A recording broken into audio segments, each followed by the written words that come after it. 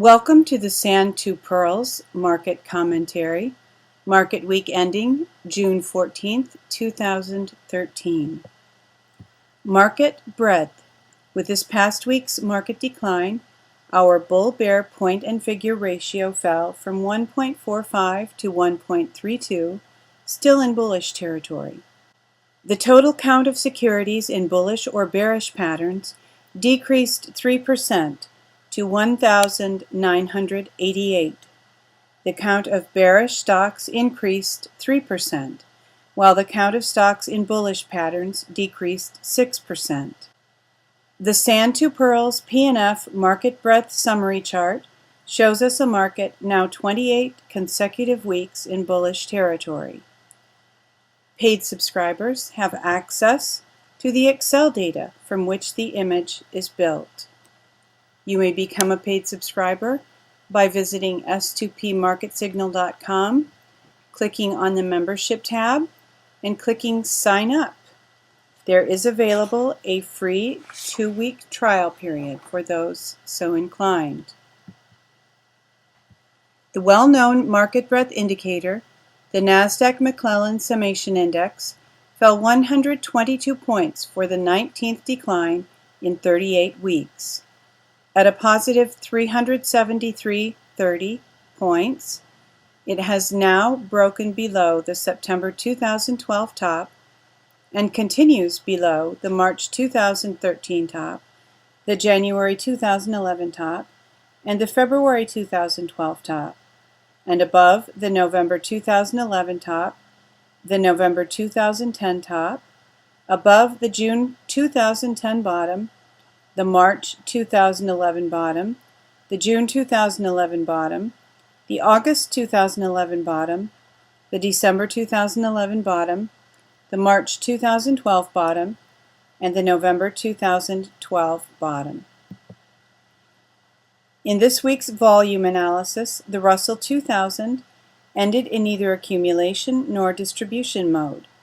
In the last 2 weeks, it had 1 accumulation day and 3 distribution days.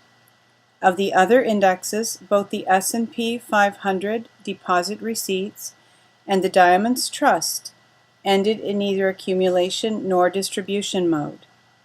Accumulation days are counted when the index closes up on higher volume than the prior day, while distribution days occur when the index closes down on volume higher than the prior market day. Last week, the Russell 200 also ended in neither accumulation nor distribution mode. Momentum. As mentioned last week, the CCI 20 daily has not yet had 6 consecutive days below zero for a change in Woody's trend.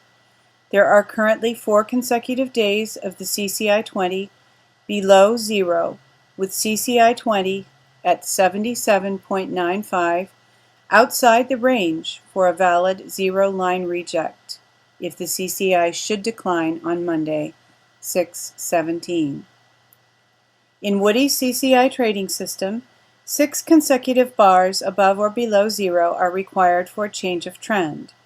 The weekly CCI 20 of the Nasdaq Composite Index began a Woody's uptrend 18 weeks ago, while the daily CCI 20 began a Woody's uptrend 13 weeks ago. The CCI 20 weekly now has 24 weeks above zero and began a Woody's uptrend 18 weeks ago. At 91.40, it continues outside the plus or minus 50 range for a valid zero-line reject signal. Industry rotation the last 2 weeks. All of the top 5 industries are positive, and all of the bottom 5 industries are negative. Bullish, networkers and brokers remain in the top 5. Oil has entered the bottom 5. Gold and silver has left the top 5 and now leads the bottom 5. REITs have left the bottom 5. Bearish, banks and comp tech have entered the bottom 5, with computer hardware having left the top 5. Focus this week. How does it end? At Monty Pellerin's World Economic, Financial, and Political Analysis is an excellent analysis of how governments attempt to disguise their undue influence over the, quote, free market, end quote, and what this will look like when it ultimately fails. Here's a taste. Quote, markets left alone would reveal the truth about the sorry condition of our country. Government is doing everything it can to hide this condition from the populace, end quote. Another quote, in prior times, markets provided a degree of rationality and limits. Now, however, government has overruled them with its Leviathan status and behavior, end quote. It is entirely possible that a massive deflation rather than a massive inflation results. Hope you enjoy that article. Thank you for viewing our video this week. Have a great week coming up. Happy Father's Day today, and happy trading.